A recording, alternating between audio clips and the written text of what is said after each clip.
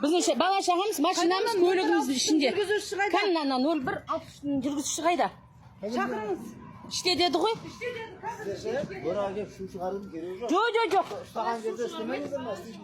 Жоқ, ұстағанда емес, сіз қызықсыз ба? Бізді мынақтан кіргізіп түсірмей, прямой складқа апарып тастады. Біз малмыз ба не? Біз адамбыз, біз халқыз қой. Қай оймен істеді ана адам шақырыңдар. Сол кезде айтпадыңыз ба?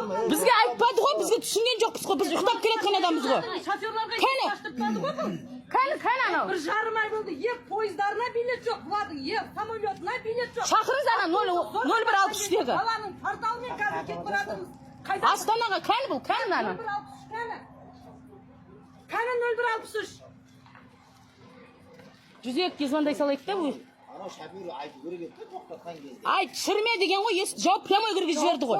Біз мал емеспіз ғой, адамбыз ғой.